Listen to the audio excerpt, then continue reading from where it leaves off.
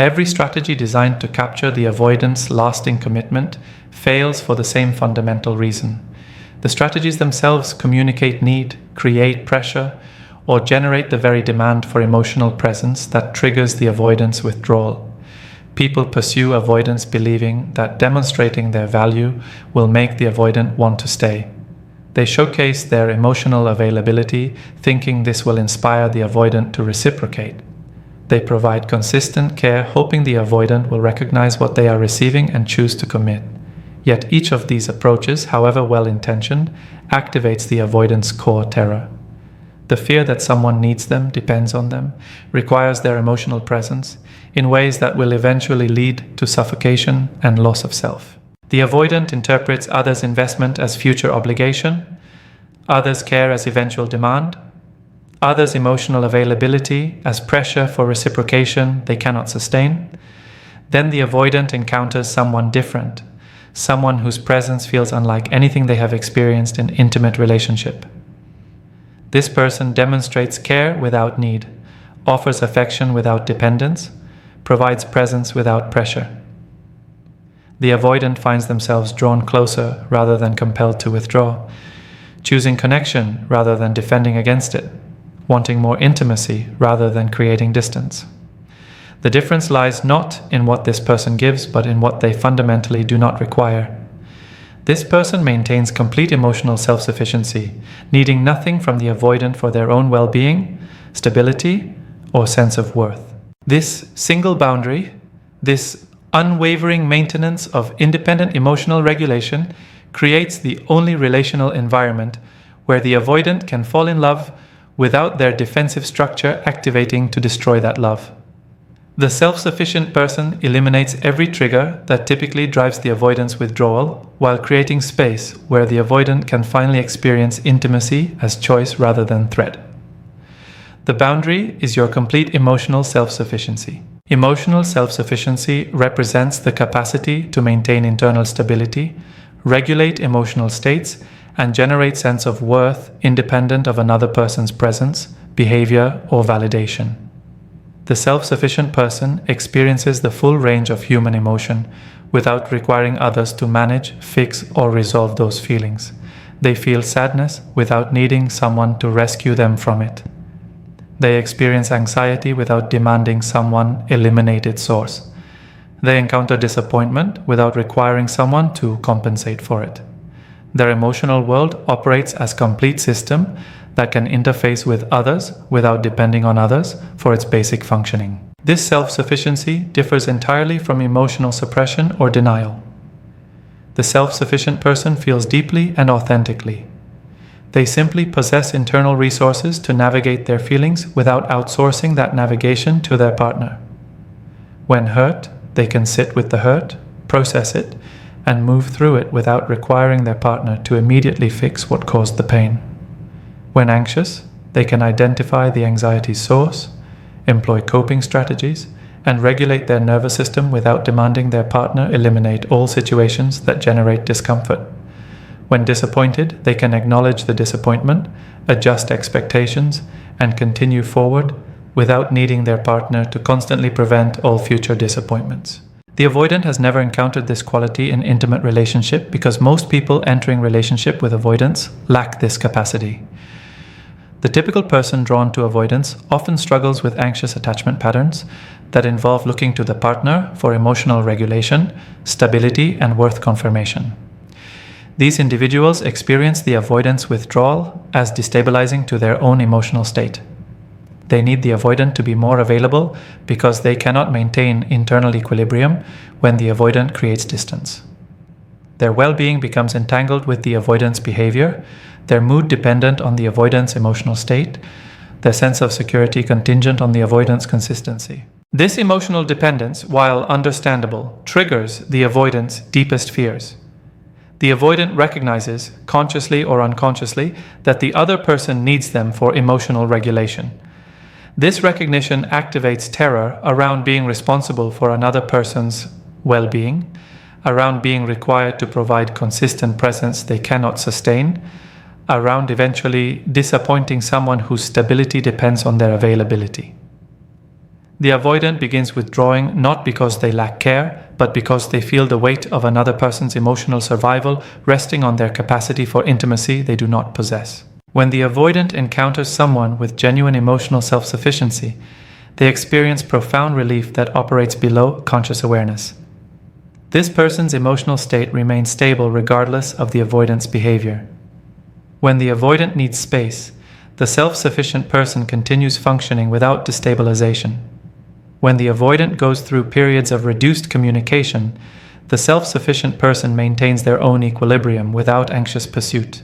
When the avoidant cannot provide emotional support during their own difficulty, the self-sufficient person manages their feelings without requiring the avoidant to override their own needs to provide caretaking. This stability eliminates the pressure the avoidant typically experiences in relationships.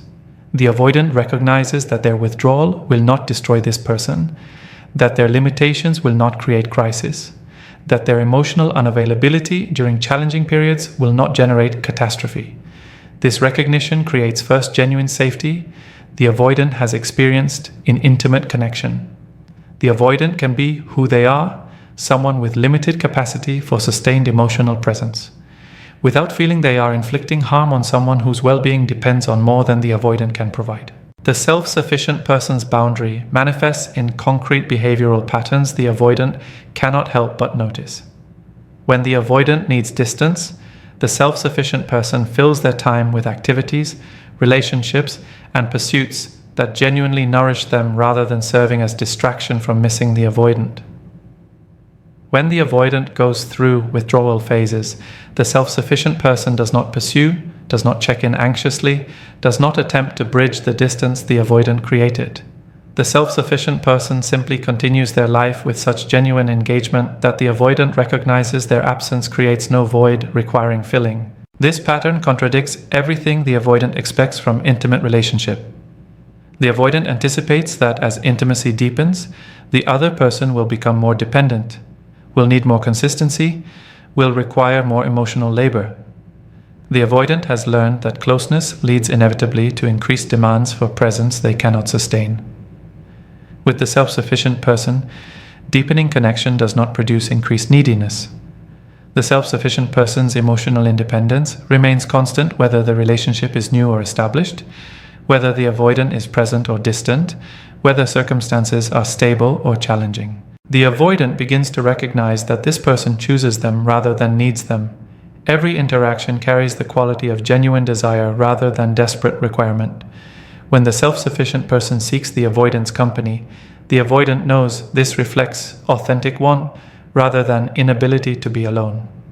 When the self-sufficient person expresses affection, the avoidant understands this communicates genuine feeling rather than attempt to secure the avoidant's continued presence through emotional expression. When the self-sufficient person shares vulnerability, the avoidant recognizes this represents trust rather than demand for caretaking. This quality of choice rather than need creates the first relational dynamic where the avoidant can breathe fully. The avoidant does not feel trapped by the other person's dependence. They do not experience guilt about their limitations, because those limitations do not threaten the other person's stability. They do not face pressure to be more available than their capacity allows, because the other person's well-being does not require their increased availability. The relationship becomes space of genuine freedom rather than gradually constricting obligation. The self-sufficient person's boundary also communicates through what they do not do. They do not anxiously text when the avoidant goes quiet. They do not interpret the avoidant's need for space as rejection requiring discussion. They do not attempt to process every emotional fluctuation in the relationship through lengthy conversations the avoidant experiences as suffocating. They do not require constant reassurance about the relationship status or the avoidant's feelings. They do not need the avoidant to consistently demonstrate commitment through behaviors that feel performative and obligatory to the avoidant. This absence of typical relationship demands creates unprecedented freedom for the avoidant. For the first time, the avoidant can engage in intimate relationship without constantly managing another person's anxiety about the relationship itself. The avoidant does not spend energy calming fears they cannot sustainably address. They do not navigate the exhausting dynamic of providing just enough reassurance to prevent crisis, while maintaining enough distance to preserve their defended position. They simply exist in relationship with someone whose stability does not depend on the avoidant's emotional labor. The avoidance experience with the self-sufficient person gradually rewrites their understanding of what intimate relationship can be. Instead of the inevitable trajectory towards suffocation and trapped obligation, the avoidant discovers relationship that maintains breathing room, that permits autonomy, that allows for fluctuation in closeness without generating crisis. This discovery does not happen through the avoidant's conscious choice, but through their nervous system's recognition that this relationship feels fundamentally different from every previous intimate connection. The absence of pressure, dependence, and neediness allows the avoidant's defensive structure to relax in ways it never has before, while self-sufficiency creates safety the avoidant has never experienced. The avoidant's core wound involves early relational experiences where emotional needs were met inconsistently, where vulnerability led to rejection or engulfment, where dependence resulted in disappointment or suffocation. These experiences taught the avoidant that needing others is dangerous, that showing vulnerability invites pain, that allowing someone to become important creates unacceptable risk. The avoidant's defensive structure developed to prevent re-experiencing these early wounds by maintaining emotional distance that keeps others from becoming essential to their well-being. This defense has protected the avoidant from re-traumatization, while simultaneously preventing the intimacy the avoidant unconsciously longs for. The avoidant's deepest fear in relationships involves being needed in ways they cannot fulfill. This fear stems from early experiences where they perceived themselves as responsible for a parent's emotional regulation or witnessed the consequences when attachment figures became dependent on unavailable others. The avoidant learned that being needed leads to either overwhelming pressure to provide what they cannot, or devastating guilt when they inevitably fail to meet the need. This fear makes typical relationship progression, where partners naturally become more important to each other and more interdependent, feel threatening rather than desirable to the avoidant. When the avoidant encounters someone with complete emotional self-sufficiency, this person eliminates the avoidant's core fear by demonstrating they need nothing the avoidant cannot comfortably provide. The self-sufficient person does not need the avoidant to regulate their emotions, does not require the avoidant to provide their sense of security, does not depend on the avoidant for their self-worth or life satisfaction. This person has already developed internal capacities for emotional regulation, has established sense of security rooted in themselves rather than in relationship, and maintains self-worth independent of the avoidant's validation or presence. This independence creates safety the avoidant has never experienced because it eliminates the possibility that the avoidant will disappoint someone whose well-being depends on them. The avoidant cannot fail someone who needs nothing from them. They cannot let down someone whose stability is self-generated.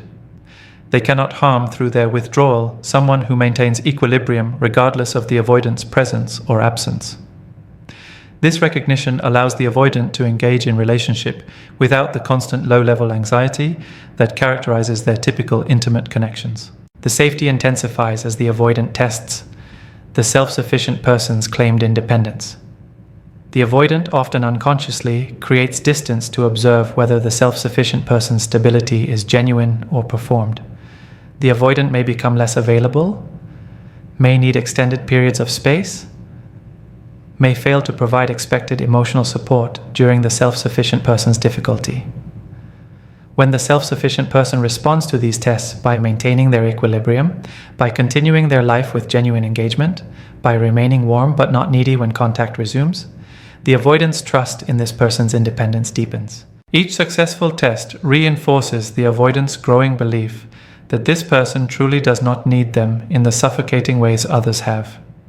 This belief allows the avoidant to move closer because closeness no longer predicts inevitable pressure, obligation, or guilt about failing to meet dependency needs.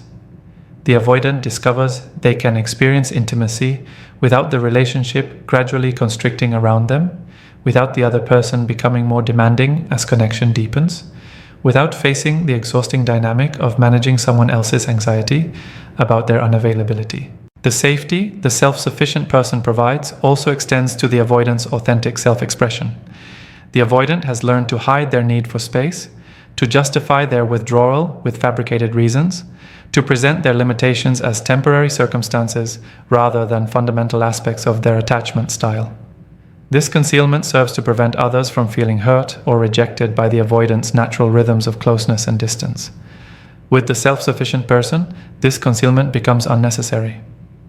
The avoidant can state directly that they need space without the self-sufficient person experiencing this as abandonment, requiring explanation or reassurance. This permission to be honest about their needs without triggering the other person's destabilization represents profound relief for the avoidant. They do not have to perform greater availability than they feel. They do not have to suppress their authentic need for autonomy to prevent relationship crisis. They do not have to live in constant tension between their true needs and what they believe relationship requires of them. The self-sufficient person's stability creates space where the avoidant can be genuinely themselves without feeling they are harming someone whose well-being depends on them being different than they are. The safety also emerges from the self-sufficient person's lack of agenda around changing the avoidant. The self-sufficient person does not enter the relationship hoping to gradually increase the avoidant's capacity for intimacy. They do not see the avoidant as project requiring transformation. They do not maintain secret timeline for when the avoidant should become more emotionally available. The self-sufficient person accepts the avoidant's current capacity as likely permanent rather than temporary limitation to be overcome. This acceptance eliminates the pressure the avoidant typically feels to become someone they are not. The avoidant recognizes, often without conscious awareness, that this person will not gradually escalate demands for greater emotional presence. The relationship will not follow the familiar trajectory where initial acceptance of the avoidant's limitations slowly transforms into frustration and pressure for change. The self-sufficient person's contentment with the relationship as it is, with the level of intimacy the avoidant can comfortably provide, creates stability the avoidant has never experienced. The avoidant can settle into the relationship without waiting for the inevitable moment when they fail to meet escalating expectations. This safety allows the avoidant's nervous system to relax in unprecedented ways. The avoidant's physiology has remained in state of vigilance throughout previous relationships, constantly monitoring for signs that the other person is becoming too dependent, that demands are escalating, that withdrawal will soon be necessary to prevent suffocation. With the self-sufficient person, this vigilance gradually subsides. The avoidant's body begins registering that this relationship does not follow the threatening pattern, that closeness does not predict engulfment, that intimacy does not lead to overwhelming obligation. As the avoidant's nervous system relaxes, their capacity for intimacy naturally expands. This expansion happens not because the self-sufficient person demands it, but precisely because they do not. The absence of pressure creates space where the avoidant can explore greater closeness without it feeling coerced or dangerous. The avoidant discovers they can move toward intimacy when that movement is completely voluntary, when it carries no weight of obligation or fear of disappointing someone whose stability depends on their continued movement in that direction. The safety the self-sufficient person provides becomes foundation on which the avoidant can risk vulnerability they have spent their life defending against. The difference between self-sufficiency and emotional withdrawal. The distinction between genuine emotional self-sufficiency and avoidant withdrawal patterns represents crucial understanding that prevents the self-sufficient person from becoming another avoidant rather than a secure presence. Superficially, both self-sufficiency and avoidant withdrawal can appear similar. Both involve spending time alone comfortably. Both include capacity to function independently. Both demonstrate ability to manage without constant partner contact. Yet the underlying psychological mechanisms and relational impacts differ fundamentally. Confusing these two patterns leads to relationships where two avoidants orbit each other without ever achieving genuine intimacy, each person's withdrawal reinforcing the other's defensive distance. Emotional self-sufficiency operates from fullness rather than defense. The self-sufficient person has developed robust internal resources for emotional regulation, not because they fear depending on others, but because they have learned to meet their own needs effectively. They can be alone without loneliness, because they have cultivated rich internal life, meaningful activities, and secure sense of self. They can experience difficult emotions without requiring immediate external intervention because they trust their capacity to navigate emotional experiences. Their independence reflects genuine capability, rather than defended position against vulnerability. The self-sufficient person moves toward others from choice rather than need, while remaining genuinely open to connection and interdependence. They desire intimate relationship not to fill internal void, but to share their already full life with someone else. They seek partnership not because they cannot function alone, but because they value the particular enrichment that intimate connection provides. When they spend time alone, they do so to recharge, to pursue independent interests, or to maintain healthy autonomy rather than to avoid the vulnerability that closeness requires. Their solitude serves nourishment rather than protection. In contrast, the avoidance withdrawal operates from fear rather than choice. The avoidant creates distance, not because they prefer solitude, but because closeness activates terror around engulfment, obligation, or vulnerability. Their independence is defensive structure designed to prevent others from becoming important enough to hurt them. They can be alone, but their solitude often carries undercurrent of loneliness they cannot acknowledge. Their self-reliance reflects not genuine confidence in their internal resources, but rather compulsive need to prove they require no one. Their withdrawal serves protection rather than genuine preference. The behavioral difference manifests most clearly in how each responds to others' genuine need. The self-sufficient person, despite their independence, can show up fully when someone they care about faces legitimate difficulty. They can provide emotional support, practical assistance, and sustained presence during crisis, without experiencing this as threatening to their autonomy. They move toward others' pain rather than withdrawing from it because they trust their capacity to help without losing themselves. Their self-sufficiency gives them confidence to be interdependent when circumstances require it because they know they can return to independence without having dissolved into the other person. The avoidant, conversely, often withdraws precisely when others need them most. Genuine need triggers the avoidant's fear of being depended upon in ways they cannot sustain. When someone expresses vulnerability or requires support, the avoidant experiences this as dangerous pull toward obligation and engulfment. They create distance not because they lack care, but because the care activates terror about being needed. Their withdrawal intensifies when relationship demands increase, because their defended position cannot tolerate the very interdependence that healthy relationship requires during difficult times. The self-sufficient person maintains emotional availability even while preserving independence. They share their internal world, express feelings authentically, and allow themselves to be known without losing their autonomous sense of self. They can be vulnerable about their experiences, needs, and feelings, while still maintaining responsibility for their own emotional regulation. They distinguish between sharing emotion and demanding that the other person fix or manage that emotion. This capacity for vulnerable sharing without dependent neediness creates intimacy without the pressure that triggers avoidant withdrawal. The avoidant maintains emotional distance that prevents genuine knowing. They share information about external circumstances while concealing internal experiences. They present curated version of themselves while hiding aspects they fear would create obligation if revealed. They avoid expressing needs because articulating needs feels like creating dependence on others. Their self-reliance extends into emotional realm in ways that prevent the mutual knowledge and vulnerability that intimacy requires. They confuse self-sufficiency with emotional unavailability, believing that needing nothing from others requires sharing nothing with others. The relational impact of these different patterns becomes clear over time. The self-sufficient person's independence creates space and freedom in the relationship, while their emotional availability creates intimacy and connection. They generate relational dynamic characterized by both autonomy and closeness, both independence and intimacy.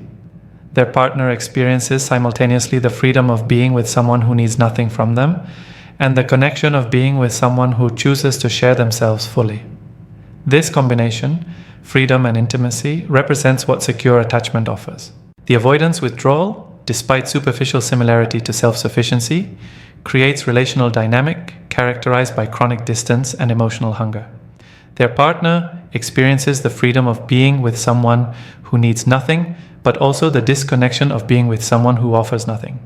The avoidance defended independence prevents the very intimacy that makes relationship meaningful. Over time, partners of avoidance discover that while they are not needed, they are also not truly wanted in ways that create genuine partnership. The relationship provides autonomy without intimacy rather than healthy balance of both. The self-sufficient person welcomes deepening connection and allows relationship to evolve organically toward greater intimacy. They do not resist natural relationship progression because they trust their capacity to maintain self while becoming closer to another person. They can increase investment, commitment, and interdependence without experiencing this as threat to their autonomy. Their secure attachment allows them to move fluidly between independence and togetherness based on genuine desire and circumstance rather than defensive necessity. The avoidant resists relationship deepening because greater intimacy triggers greater fear.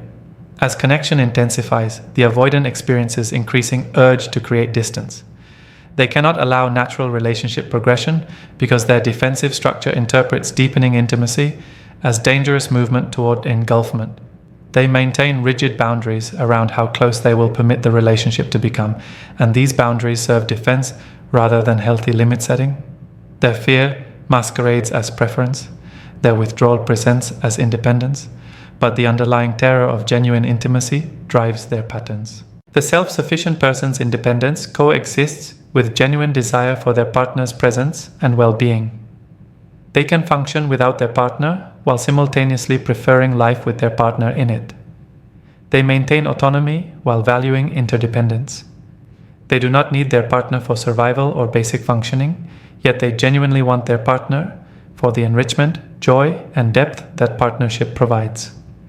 This combination, not needing but genuinely wanting, represents healthy attachment where choice rather than dependence motivates connection. The avoidance withdrawal often disguises ambivalence about whether they truly want intimate relationship at all. They can function without their partner and often seem to prefer functioning without them. They maintain autonomy while resisting interdependence. They do not need their partner, but they also struggle to access genuine wanting that is not complicated by fear and defense. Their desire for connection battles constantly with their terror of vulnerability, creating relationships where their partner never knows if they are truly wanted or merely tolerated until the avoidant's next withdrawal. Understanding this distinction allows the self-sufficient person to maintain their healthy independence while avoiding the trap of becoming avoidant themselves in response to avoidant partner. The self-sufficient person continues sharing emotionally even when not needing emotionally. They continue moving toward connection even while comfortable with solitude. They continue expressing care and desire even while maintaining their autonomous well-being. This consistent demonstration of self-sufficiency that includes rather than excludes intimacy creates the model that allows the avoidant to begin distinguishing between the two patterns in themselves. How this boundary forces the avoidant to choose rather than react. When the avoidant encounters someone with complete emotional self-sufficiency, this entire reactive structure collapses. The self-sufficient person does not pursue, does not express need that requires management, does not attempt to force closeness. The self-sufficient person simply exists as available possibility without pressure, demand, or pursuit. This absence of the usual triggers eliminates the avoidant's automatic defensive reactions. The avoidant cannot withdraw from pursuit that is not occurring. They cannot defend against needs that are not being expressed. They cannot blame their distance on pressure that does not exist. This elimination of reactive triggers forces the avoidant into unfamiliar territory. They must decide what they actually want rather than simply reacting to what others want from them. Do they want to reach out or prefer solitude? Do they want to share their internal experience or maintain privacy? Do they want to deepen connection or preserve current distance? These questions, which the avoidant has avoided through reactive withdrawal, become unavoidable when faced with someone who genuinely leaves these choices entirely to the avoidant without any pressure influencing the decision.